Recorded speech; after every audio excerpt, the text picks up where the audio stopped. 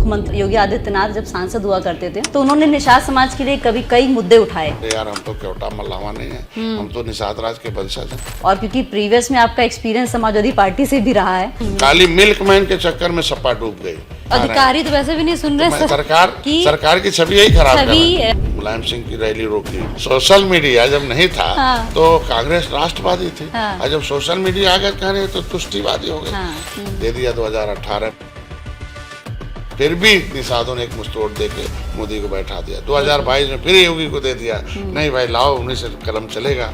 लेकिन अगर रिजर्वेशन नहीं मिलता है तो आगे निषाद पार्टी का क्या स्टेप होने वाला है? संवैधानिक आरक्षण चाहिए जो संविधान में लिखा है, ये हमारी मांगे हैं। पार्लियामेंट में SIR को लेकर लगातार विरोध चल रहा है। जो नागरिक होंगे भारत के वही वोट डालेंगे। माइनॉरिटीज वोटर्स की जब बात की जाती है तो भाजपा का हमेशा ये निकल कर आता है कि माइनॉरिटीज वोटर्स की उनको बहुत नीड नहीं है, उनको सिर्फ वो हिंदू वोटर्स टारगेट कर रही है। तो ये हमेशा विपक्ष भी मुद्दा उठाता है। मुसलमान भी इसी देश के हैं।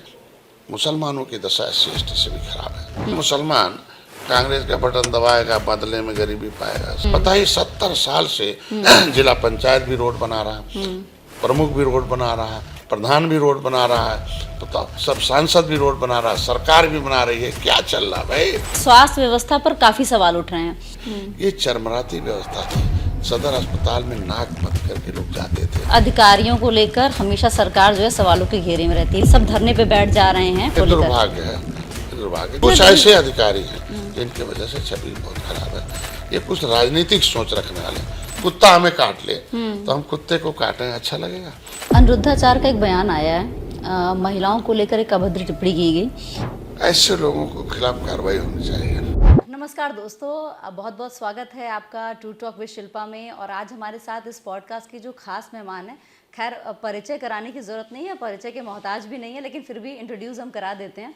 इन्होंने गरीब तबका जो है उसको लेकर बहुत काम किए हैं, निषाद समाज को एक अलग पहचान दिलाई है, और अगर कहा जाए तो सरकार में अपना पक्ष जो है बहुत ही मजबूती से रखते हैं। जी हाँ, हम बात कर रहे हैं डॉक्टर संजय निषाद की। बहुत बहुत स्वागत है सर इस पॉडकास्ट में। बहुत बहुत बधाई आपको, आपकी टीम को, आपके श्रोताओं को भी अपनी तरफ से। सर सबसे पहले कि जो निषाद समाज है, आपके मन में ये कैसे आया कि मुझे निषाद समाज के लिए काम करना चाहिए? क्योंकि जब मुख्यमंत्री योगी आदित्यनाथ जब सांसद हुआ करते थे तो उन्होंने निषाद समाज के लिए कभी कई मुद्दे उठाए कि इनके लिए करना चाहिए। भाई लेदरमैन को आप हिस्सा खिलाएंगे और फिशरमैन से चाहेंगे वोट मिल जाए, ये कैसे संभव है भाई? भाई ये जो जातियां हैं, भाई लेदरमैन आराम से हीरो बन रहा सबके। भाई जब सामाजिक न्याय समिति का गठन का भाजपा ने की और सामाजिक न्याय समिति का रिपोर्ट कहती कि 23% आरक्षण में केवल लेदरमैन का कब्जा है, 27% में मिल्कमैन का कब्जा है। तो हमारे जब राज्यपाल ने भाई राष्ट्रपति ने लिख दिया कि 66 समूह की केवल भाई नोटिफिकेशन हो गया 8 अगस्त 1950 को कि ये जातियां अनुसूचित जाति हैं, इनको अनुसूचित जाति अत्याचार निवारण अधिनियम से सुरक्षित रहेंगी। इनकी बेटी को कोई छेड़ेगा तो जाएगा जेल, नहीं होगा बेल। अगर अधिकारी कर्मचारी हिल्लावाली करेगा, SP DIG भी जाएगा जेल। इसीलिए अनुसूचित जाति के महिलाओं की सुरक्षा के लिए, उनके SC/ST के लिए IPS रैंक का अधिकारी दरोगा नहीं करता, दौड़ के जाता है। तो इसके मतलब अनुसूचित जात है। उसमें 23% लोकसभा, विधानसभा, विधान परिषद, राज्यसभा, नौकरी, शिक्षा सब रिजर्व है। तो लेदरमैन ही खाली खाएगा, बाकी अदरमैन कहाँ जाएंगे? ननकुराम बन के भजन गाएंगे? यही सवाल है आज के दिन में। जो वोट भी नहीं देने के लिए तैयार है। 50 हज़ार वोट लिया हाथी वालों ने, उत्तर प्रदेश में हारे हैं ना। हाथी वाले कहाँ वोट देंगे भाई? वो तो ट्रेंड है ना, वो तो अम्बेडकरवादी हैं। वो आज के दिन में वो वोट कहाँ देंगे? आज के दिन में निषाद एक मुश्त वोट दे रहा था, वो उसको भी इन लोगों ने कुछ नहीं किया। तो ये जातियों को आज के दिन में अनुसूचित जाति की सूची में सूचीबद्ध हैं। इसलिए मैं सरकार से या हमेशा आवाज़ उठाता हूँ। किताब लिखा 13, उसमें मैंने जो है किताब में लिख के छाप कर लिख दिया कि यह सूची है, ये सेंसस मैनुअल है। और ये मैंने माननीय मोदी योगी जी को धन्यवाद दूंगा, 70 साल में पहले मुख्यमंत्री ऐसे हुए जो मेरे बात को संज्ञान मिला। RGI को लिखा कि डॉक्टर संजय कहते हैं कि केवट मल्ला मझवार अनुसूचित जात का हकदार है। सेंसस मैनुअल में हमारी 1961 में गिनती हुई थी, हमारा नाम OBC में डालना गलत है, अनकॉन्स्टिट्यूशनल है। सुप्रीम कोर्ट ने कहा कि नो एनी है power the state government, high court in the matter of SC/ST। इनको कोई राज्य सरकार में पावर ही नहीं है कि इनको SC में OBC में डाल दें, ये गैर है। तो आरजीआई ने लिख कर दे दिया कि नहीं, केवट मल्ला मझवार अनुसूचित जाति के हकदार हैं। अब देखो दिशा निर्देश मांग रहे हैं मुख्यमंत्री जी, और चिट्ठी लिख रहा, कह दिया कि नोडल विभाग जो है सामाजिक न्याय मंत्रालय को लटकाने वाले। ये अधिकारी क्या है? वही है ना जो खा रहे हैं। अधिकारी तो वैसे भी नहीं सुन रहे। वही सरकार है, में हमेशा ये रहा है कि सरकार की छवि यही खराब कर रहा है। क्योंकि देखिए अभी आपने देखा होगा कि मंत्री धरने पे बैठ गए, 6 घंटे धरने पे बैठ यही गए, वोट खराब कर रहे हैं। अरे भेज देते तो यहाँ बनना शुरू हो जाता। 18% निषाद एक मुश्त वोट दे देता, प्रजापति भी वोट दे देता। कहीं किधर उधर फंसाते सपा बसपा। जब राज्यपाल ने लिख दिया, जब मैं आंदोलन किया 7 जून 2015 को, मेरे पास कागज आ गया, एविडेंस हो गया।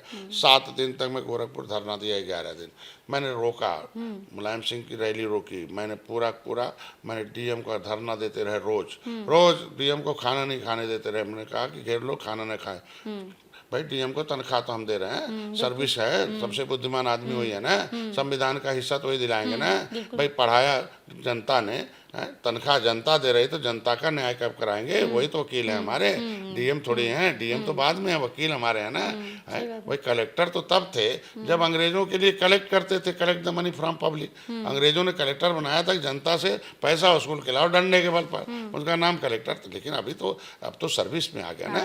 आज के दिन में ये प्रशासनिक सर्विस आ गई जो भारतीय सेवा के रूप में। तो सेवा के लिए कौन है उन्हें? तो डीएम ने इंक्वायरी कमेटी गठित की कि भाई डॉक्टर संजय पन्ने को देखो। 2 आईएएस रंग के अधिकारी आए, कहा नहीं ठीक है, डॉक्टर संजय जो कहते ठीक है कि भाई उतरा दक्षिणा मोची अहरवार गैरवार उसी सेक्शन मैनुअल के आधार पर चमार का सर्टिफिकेट पाते हैं, रजक बेटा कनौजिया धोबी का पाते हैं, तो केवट मल्ला को मझवार का मिलना चाहिए। उन्होंने ऑर्डर कर दिया सभी तहसीलदारों को। मैंने कहा भाई मैं जो प्रमाणिक दस्तावेज लेकर काम कर रहा हूँ इसका मतलब सही है। तो फिर मैंने लखनऊ में धरना दिया। लखनऊ में मैंने रोका, यहाँ डंडे खाए, सपा के सामने सुनी नहीं। मैंने पूरे प्रदेश के लोगों को बुलाया। एक ही बार में हाथी साइकिल पंजा साफ हो गए उत्तर प्रदेश 2024 में। आप समझ सकते हैं, हाथी भी और पंजा भी साफ हो गई, साइकिल हाफ हो गई उत्तर प्रदेश में। मैंने धरना दिया, फिर इनको रोका, नहीं माने। 2014 में आई तो मुलायम सिंह ने कहा हम आओ भाई मैं तुम्हारा लागू करूंगा, हमारा साथ दे दो, मत हमारे खिलाफ मत हो जाओ। मैं 2014 में सपा में मुलायम सिंह की बातों में आया। लेकिन जब भैया आप सत्ता में रहे, यहाँ 2014 में रहे ना, तो मैं कह रहा हूँ कि जब आप नहीं सुनोगे तो मैं 7 जून 2015 को रेल आंदोलन शुरू की। भाई इलेक्शन था तब तक आपने मिलना शुरू किया। आज मैं बार बार डाल रहा था, बुलाना ही नहीं बंद किया, फोन ही बंद हो गया। इनके लोग मिलाने वाले लोग गायब हो गए। कह रहे अरे यार निषादों का आरक्षण मिल जाएगा तो मंत्री मुख्यमंत्री सब सीट जाएंगे। 80 सीट अनुसूचित जाति की है, उसमें 70 सीटें निषाद बाउल हैं। 20 सीटें जो लोकसभा है उत्तर प्रदेश में, उससे 17 सीट जो अनुसूचित जाति में निषाद बहुत भरे हैं। ये तो सीधे ऐसे विधायक MP MLA हो जाएंगे। अब तो खत्म हो जाएंगे। हमारे यहाँ तो दलाल बनते हैं निषाद, वो आएंगे नहीं सीधे, वो तो निषाद पार्टी में चले जाएंगे। इसलिए मैंने बिना पार्टी के आंदोलन किया, राष्ट्रीय निषाद एकता परिषद। मैं तब पार्टी नहीं बनाया, तो मैं सोचा कि इन्हीं पार्टियों के साथ हम रह के इनसे ही लिखवा लेंगे आंदोलन। भाई गांधी ने हक दिया था और लोहिया ने कहा था कि अगर सड़कें खामोश हो गई तो सदन हमारा हो जाता है। जैसे भाई सड़क पर तो हमें अपनी आवाज़ उठानी पड़ेगी। मैं रेल रोका, सड़क रोका, गोली मार दिया इनकी सरकार ने। एक भाई मारा गया। अरे आंसू गैस भी छोड़ सकते थे, पानी बौछार छोड़ सकते थे, डंडे मार सकते थे, गोली क्यों मार दिया निहत्थे पर? हमारे लोगों पर गोली मार दिया। एक मार गया भाई और उसको पॉलीथीन में लपेट के घिरा के ले गए। अगर अस्पताल ले जाते तो बच जाता, खून दे देते हैं। 37 लोगों पर मुकदमा किया, 302 उल्टे ही हम लोगों पर कर दिया। पुलिस की गोली भी मिली, 156 दिन दाखिल कर रखा। ये क्रूरता का हद हो गया। मेरा समाज सपा से दूर हो गया, बसपा से, कांग्रेस से दूर हो गया। ये तो गोली मरवाने वाली जात है। तो समाज कह रहा हम बेईमान के साथ क्यों रहे भाई, हम संविधान के साथ रहें। अब संविधान में मिला हुआ हक जो दिलाएगा निषाद उसी के साथ रहेगा। तो 2015 में रेल आंदोलन हुआ तो उस समय मुख्यमंत्री जी सदन में थे, सांसद थे, तो आवाज उठाते रहे। हमसे पहले माननीय मुख्यमंत्री ने हमारे निषादों की लड़ाई लड़ी। हाँ बिल्कुल, वही मैंने बात की क्योंकि कई बार उन्होंने सदन में बयान। अब चल रहा है कि भाई जब आप विपक्ष में थे तब तो हम निषाद जो है अनुसूचित थे, अब पक्ष में आ गए तो हम कैसे अमीर हो गए? क्योंकि 8 साल से सरकार है और सरकार अब वही वीडियो वायरल हो रहा है। तो जब अंधेरे में थे तब तो चल गया, जब चिराग तले अंधेरा, सोशल मीडिया जब नहीं था तो कांग्रेस राष्ट्रवादी थी, और जब सोशल मीडिया आ गया कहने तो तुष्टिवादी हो गए। सोशल मीडिया नहीं था तो वो दलित की बेटी थी, और जैसे सोशल मीडिया का कार्य यार तो दौलत दौलत की होगी। बिल्कुल। सोशल मीडिया नहीं था तो ये पिछड़ों के नेता थे, अब कहते हैं सैफाई के नेता, कुछ ही लोगों के नेता हैं। अब वही आरक्षण 3,000 दलित और 4,000 यादव, यही लोग पूरे आरक्षण का लाभ उठा रहा है। अभी यादव भी गांव का ऐसे 3 आठ हो रहा है, ऐसे ही दलित भी दलदल में है। ये लोग अपनी जातियों के साथ भी अन्याय किए, बस खाली कुछ ही परिवार इसको हीरो बना। तो आज के दिन में माननीय मुख्यमंत्री को वीडियो हमारे, उन्होंने धरने पर भी बैठा था सपा के खिलाफ कि नहीं ये अनुसूचित के हकदार हैं, निषादों को इनको मिलना चाहिए है। तो अब प्रदेश भर के निषाद तो भाई, यहाँ का ट्रेंड था कि हाथी लाओ, साइकिल हटाओ, पंजा हटाओ, एक को लाओ। 37 बरस अदल बदल के चलती थी, कोई दोबारा मुख्यमंत्री नहीं होता था। लेकिन निषादों ने नहीं कहा भाई, निषादों ने कहा नहीं ये साला कुछ नहीं है, इनको मत आने दो हाथी साइकिल पंजा को, फिर वो योगी को लाओ, ये हमारी आवाज है। तो योगी को ला दिया, फिर दोबारा ला दिया 2022 में। बिल्कुल। अब उनको आशा था ना कि ये हमारी लागू करेंगे, जैसे उत्तराखंड का है। तो देखो वोट जो है पब्लिक नहीं डालती, कार्यकर्ता डलवाता है, गारंटी लेता बूथ अध्यक्ष है गांव में, है ना, कि तुम डालो बूथ लेवल पे काम करना पड़ता है। बिल्कुल। तो नॉन पेइंग है ना, वो तो मुद्दे के हल के लिए, सम्मान के लिए, सुरक्षा के लिए, समृद्धि के लिए। तो भाई चलो भाई भाजपा के साथ आओ, सम्मान मिलेगा। दे दिया। 2018 में सपा बसपा एक हो गई, फिर भी निषादों ने एक मुस्तोड़ दे के मोदी को बैठा दिया। 2022 में फिर योगी को दे दिया, नहीं भाई लाओ, उन्हीं से कलम चलेगा। अब 2024 में निषाद का, अरे यार पिछले बार तो 2 बार वोट डलवाया, क्या हुआ तीसरी बार? अब ये सारे मुंह चौखा लेके ये सपा वालों ने लूट लिया, ऐसा झूठ बोला मोदी जी का, वो वीडियो वायरल कर दिया। सर जैसे रिजर्वेशन को लेकर आप इतना बार बार अपनी स्टेटमेंट्स दे रहे हैं, लेकिन अगर रिजर्वेशन नहीं मिलता है तो आगे निषाद पार्टी का क्या स्टेप होने वाला है? अभी तो हमको लगता नहीं है कि अगर पहल कर रही है भारतीय जनता पार्टी, मुख्यमंत्री ने पत्र लिख दिया दिल्ली, लेकिन सर 8 साल से नहीं हुआ ना सर। अभी तो 2 साल पहले लिखा। भाई देखो 80 साल में 70 साल में 70 नेता बलिदान हुए धारा 370 खत्म करने में, और धारा 370 खत्म हुआ। राम मंदिर बनाने के लिए कई हजार लाखों लोगों ने बलिदान हुए, लेकिन बना ना राम मंदिर।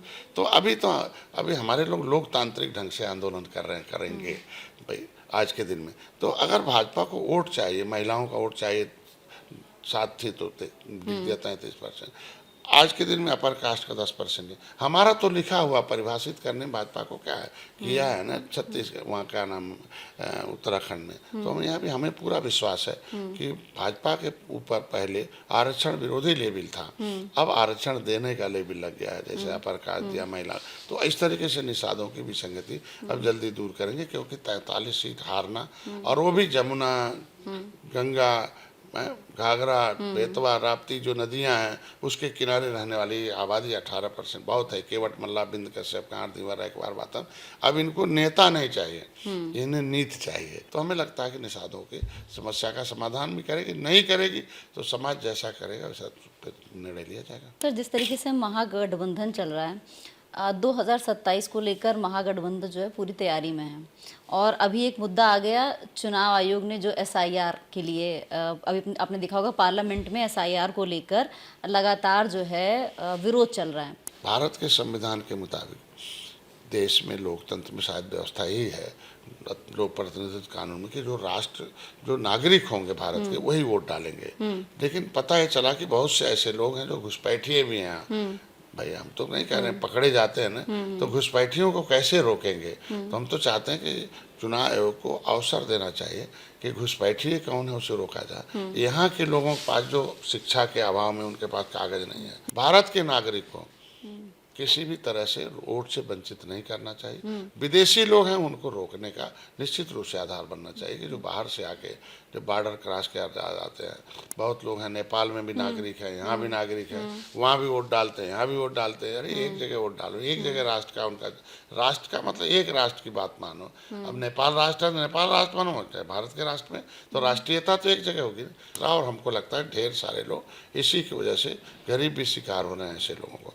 हमको लगता है कि इस पर चर्चा होनी चाहिए, चर्चा होकर कुछ एक रास्ता निकले कि जो भारत के नागरिक हैं और गरीबी, लाचारी, बेकारी के नाते उनके पास दस्तावेज नहीं है, उन्हें चिन्हित करना आवश्यक है कि कौन से लोग बाहर से आए हैं, उन्हें नागरिकता दिया जाना चाहिए कि नहीं दिया जाना चाहिए। है भी नागरिकता देने का अधिकार है, बहुत लोगों ने देशों में नागरिकता मिलती है। ऐसे लोग अगर भारत का नागरिक बनना चाहते हैं तो उन्हें भी नागरिक बनाकर अवसर प्रदान होना चाहिए। सर, लगातार हिंदू राष्ट्र की बात आती है, सरकार हमेशा कहती है हिंदू राष्ट्र होना चाहिए, क्या आप इस बात से सहमत हैं? तो आज के दिन में भारत है तो भारत भी हमारे भारतीय सभ्यता के नाम पर है, तो उसको रहना ही चाहिए। क्योंकि सर माइनॉरिटीज़ वोटर्स की जब बात की जाती है तो हमेशा भाजपा का हमेशा ये निकल कर आता है कि माइनॉरिटीज़ वोटर्स की उनको बहुत नीड नहीं है, उनको सिर्फ वो हिंदू वोटर्स पर टारगेट कर रही है।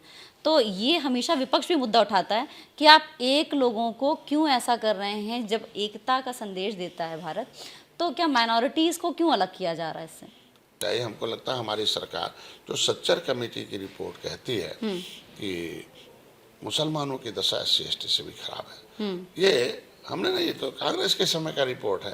तो इसके मतलब मुसलमान कांग्रेस का बटन दबाएगा, बदले में गरीबी पाएगा, साइकिल का बटन दबाएगा, गरीबी है तो मेरे लोग ने। तो इसलिए मैं चाहता हूँ हमारी सरकार उनको शिक्षा देना चाहती है, उन्हें रोजगार देना चाहती है, उन्हें धन दौलत भी देना चाहती है लाके, कि उनके भी बच्चे पढ़ें लिखें, IAS PCS बने, न कि केवल धर्म पढ़ें। भाई धर्म तो आधार है जीने का, लेकिन देश तो संविधान से चलता है ना, और संविधान में विज्ञान पढ़ने का अधिकार है, शिक्षा लेने का अधिकार है, एकेडमिक लेने का अधिकार है। तो ये काहे जालीदार टोपी वाले रोक रहे हैं भाई उन्हें पढ़ने से? आज अपने बेटे को पढ़ाते हैं अमेरिका, बड़े बड़े नेता जो मुसलमान हैं उनके बेटे अमेरिका पढ़ रहे हैं, और इनको बेचारे के मौलवी पढ़ा के उनको क्या कर रहा होता। मैं कहता हूँ मदरसे में भी पढ़ाई होनी चाहिए, भारत के संविधान के मुताबिक उनको भी शिक्षा पाने का अधिकार है। और जैसे मुसलमान शिक्षित हो जाएगा, सब इन नेताओं के जाल से बाहर आ जाएगा, फिर वो अभिभावक मानेगा मोदी को। बताइए 70 साल से जिला पंचायत भी रोड बना रहा है, प्रमुख भी रोड बना रहा है, प्रधान भी रोड बना रहा है, बताओ विधायक सब सांसद भी रोड बना रहा है, सरकार भी बना रही है। क्या चल रहा भाई? 70 साल से नाली खड़ंजा में डूबा हुआ, कोई पता ही नहीं। अरे शिक्षा ज़्यादा जरूरी है, तो शिक्षा, समुचित शिक्षा, अच्छी शिक्षा, सरकार शिक्षा फ्री कर दे और बढ़िया से पढ़ाया और एक समान शिक्षा करे, अभी सभी समस्या का समाधान हो जाएगा। स्वास्थ्य व्यवस्था पर काफ़ी सवाल उठ रहे हैं, कहीं पे स्ट्रेचर की सुविधा नहीं है, कहीं एम्बुलेंस नहीं है, लोग मर जा रहे हैं, वहाँ पर लोगों को हाथ में लाश लेके जाना पड़ रहा है, और विपक्ष हमेशा जो है इस मुद्दे पर घेर रहा है जो डिप्टी CM है ब्रजेश पाठक जी को। जब देखो, जब गाड़ी गैरेज में रहेगी और उसको जाके ठीक करेंगे तो थोड़ा बहुत आवाज़ आएगी। ये जब हम लोग जब डॉक्टर थे, मैं 22 साल डॉक्टर था, और 30% ऐसे रोगी आते थे मेरे यहाँ। वो ग्वाला हमारे सामने वो दूध के व्यापारी थे, तो वो अपनी गाड़ी में बैठा के बेचारे कैसो साइकिल पर या किसी तरीके से प्रचारक थे लाते थे, उनके पास किराया नहीं होता था, दवाई दे दिया तो जाने का पैसा नहीं होता था, मैं अपने पास से देता था। हम तो केवल 30% लोगों पैसा लेते थे, 70% 30% लोगों पैसा लेते थे, 40% लोगों केवल दवाई का पैसा लेते थे, और 30% लोग तो मैं उनको आराम से उनको जो है पैसा भी नहीं लेते थे, किराया भाड़ा दे के वापस करते थे। ये चरमराती व्यवस्था थी। सदर अस्पताल में नाक बंद करके लोग जाते थे, आज देखो प्राइवेट जैसे सदर अस्पताल हो गए हैं। पहले हम लोग बोरा लेके जाते थे और साफ करके बालू उस पर बैठते थे, तब प्राइमरी में पढ़ते थे। अभी बहुत इंफ्रास्ट्रक्चर हो गए, सोच थोड़ी सी बदलनी पड़ेगी लोगों को। जो आप कह रहे हैं स्वास्थ्य विभाग का तो बहुत पहले से अच्छा हो गया, लेकिन कुछ अधिकारी कर्मचारी ऐसे ही हैं। सर, अब एक क्वेश्चन मेरा अधिकारी को लेकर वही है। अस्पताल डॉक्टर जब अपने डिस्पेंसरी में बैठ रहा है तो कोई सुविधा नहीं है, तभी मरीज दे रहा है अच्छा। और जब वहाँ बहुत सुविधा है अस्पताल में, सारी मशीनें हैं, वो ऑपरेट नहीं करता, कहते नहीं ऑपरेटर रहेगा तब चलेगी मशीन, और अपने दुकान पर अपने डिस्पेंसरी पर सब ऑपरेट करता अपने हाथ से। तब बात नहीं, ये तो भावना थोड़ा बदल दें, अभी सब सही हो जाए। सर, अधिकारियों को लेकर हमेशा सरकार जो है सवालों के घेरे में रहती है। विपक्ष भी कहता है कि मंत्री कहते हैं ये काम कर दो, और उसके अपोजिट जो है अधिकारी कर देते हैं। यहाँ तक सोचिए विधायक मंत्री सब धरने पे बैठ जा रहे हैं और उसके बावजूद काम नहीं हो रहा। ज़्यादातर अधिकारी अच्छे हैं, अच्छी चीज़ पहले बोली जाती है, तभी उत्तर प्रदेश सर्वोत्तम प्रदेश बन रहा है। इंफ्रास्ट्रक्चर हो, रोडवेज हो, रेलवेज हो, वाटरवेज हो, कानून व्यवस्था हो, शांति हो, शिक्षा हो, स्वास्थ्य हो, रोजगार हो, किसान, नौजवान। हम मत्स्य विभाग की बात करें तो आज उत्तर प्रदेश 1 नंबर पर है। मत्स्य उत्पादन हो गया, इसका मतलब उसका विकास हो रहा है। तो आज के दिन में कुछ अधिकारी की वजह से बहुत सरकार की छवि खराब है, और वही अधिकारी कांग्रेस को डुबाए, वही अधिकारी सपा बसपा को डुबाए। उनके अलग से उनकी नियति ऐसी है, कोर्ट खराब करो, पर उनका कोई मतलब नहीं, ऐसा कलम चलाओ, क्योंकि अधिकार तो अधिकारी के पास है। भाई अधिनियम में नियम बना दिया, अधिकारी नियम का पालन कराएगा। भाई फाइनेंशियल हो चाहे वो, एक बार आईएएस बन जाएंगे तो कोई भी विभाग दे तो वही चलाएंगे। अरे यार, सब्जेक्टिव आईएएस होना चाहिए, आप नहीं समझा। अब स्वास्थ्य विभाग का प्रमुख सचिव कोई होगा तो स्वास्थ्य के बारे में कौन जाने, डॉक्टर जानेगा ना। स्वास्थ्य विभाग में अलग अलग सब्जेक्टिव आईएएस बनने चाहिए, मेरा मतलब है। इंजीनियर को अगर हमें पीडब्ल्यूडी चलाना है तो एक हमें सिविल इंजीनियर जैसे आईएएस बनना चाहिए, उस सब्जेक्ट में टॉप किया आदमी हो, तो अभी देखो कैसे दूर नहीं होता। तो कुछ ऐसे अधिकारी हैं जिनकी वजह से छवि बहुत खराब है, और वो ऐसे जलेबी जैसे घुमाते फाइल को कि अरे सरकार की छवि खराब हो जाए, वोट खराब हो जाए, दूर हो जाए नेता से जनता, जिसे हार जाए, सरकार हार जाए, ये कुछ राजनीतिक सोच रखने वाले। दूसरी बात, जो धरना है, जनप्रतिनिधि हैं, सरकार में है, हमको कोई दिक्कत होती मैं माननीय मुख्यमंत्री से कहता हूँ और काम हो जाता है। जैसे कभी कोई अधिकारी है कुछ हेड पहुंचाया तो तुरंत मैसेज गया तो तुरंत हटा देते हैं। तो हमें उचित फोरम पर, ये पब्लिक फोरम जो ये विपक्ष का है, नहीं समझा, हमारा उचित फोरम क्या है, माननीय मुख्यमंत्री पास आया जाए, पहले उनसे कहा जाए, है कि नहीं है। मान लीजिए उसने कहा ली, अब कुत्ता हमें काट ले तो हम कुत्ते को काटें, अच्छा लगेगा? तो कुत्ता काट ले तो हम कुत्ते को नहीं काटेंगे ना, उसको तो हम मार के भगाएंगे और हम उससे बचेंगे कि दोबारा न काटे। और उसका तो उसके लिए हमें उचित फोरम है। भारतीय जनता पार्टी के प्रदेश अध्यक्ष हैं, माननीय मुख्यमंत्री जी हैं, यहाँ हैं, हम लोग कैबिनेट में हैं, हम लोग सदन, हमेशा टाइम मिलता मुख्यमंत्री जी देते रहते, तो वो ठीक है, वो अधिकारी तो गलती कर ही रहा, हम लोग गलती नहीं करें, सरकार की छवि मेंटेन रखें और उचित फोरम माननीय मुख्यमंत्री से मिलकर इसको दूर किया जाना भी उचित होता है, ऐसे ही ठीक रहता है। और जब मुख्यमंत्री न सुने तो उस पर देखा जाए, विचार किया जाए। अक्सर सुनते हैं और काम भी होता है, ढेर सारे काम होते हैं। कांवड़ यात्रा को लेकर बहुत सोशल मीडिया पे वीडियोस सोशल मीडिया पे वायरल हो रहे हैं, लेकिन कांवड़ यात्रा जिस तरीके से इस बार हाईलाइट रही है, क्योंकि कहीं कहीं पर गाड़ियां तोड़ दी गई, एक महिला का स्कूटी से घसीट के उसके बाल खींचे गए, तो सर जब ताजिया निकला तो मुख्यमंत्री जी का एक बयान आया कि मैंने कहा कि मार के भगाओ उनको, और जब कांवड़ यात्रा पर बात आ रही है, लगातार विपक्ष घेर रहा है कि कांवड़ यात्रा इस तरीके से कभी नहीं हुई है, कि उनको अलग तरीके से क्यों ट्रीटमेंट मिल रहा है। अब आज के दिन में ऐसे जितने भी सिरफिरे रहे हैं, जो भी असामाजिक तत्व रहे हैं, तुरंत हमारी सरकार ने मुकदमा किया। ऐसा नहीं कि छोड़ दिया, कांवड़ ले लिया, कपड़ा पहन लिया और अपराध करो और तोड़ फोड़ करो, तुम उनके खिलाफ मुकदमे हुए हैं, जेल भी गए, कार्रवाई भी चल रही है। बात समझ गए ना। लेकिन समाजवादी बताया जा रहा है कि उससे समाजवादी वाले लोग हैं, क्या सच में समाजवादी है कि खाली तो अपना पल्ला झाड़ने के लिए समाजवादी कहा जा रहा है? जांच का विषय है। हाँ। वो कहाँ से कनेक्शन हो तो बात का हम कैसे उसे अपने प्लेटफॉर्म पर नहीं कर सकते। हाँ। लेकिन अपराधी सिरफिरा असामाजिक तो किसी दल का नहीं होता, नहीं समझे, उसकी एक आदत है, बस समझ के छवि खराब करना। वो एक तरीके से उनके अंदर एक मतलब एक शौक पनप गया, झगड़ा करना, पागलपन। सर अनिरुद्धाचार का एक बयान आया है, महिलाओं को लेकर एक अभद्र टिप्पणी की गई कि लड़कियों की शादी देर से होती, 25 साल से होती है, और जिस वजह से वो कई जगह मुंह मार चुकी होती हैं। तो क्या इन लोगों को, आपको लगता है कि ये बयान धर्मगुरुओं या जो आचार हैं इन लोगों को शोभा देता है? ऐसे लोगों को खिलाफ कार्रवाई होनी चाहिए, हम तो यही मानते हैं कि आप महिलाओं की कार्रवाई होनी चाहिए। महिलाओं का एक तरफ मोदी सम्मान बढ़ा रहे हैं, 33% आरक्षण, नारी बंधन के रूप में है।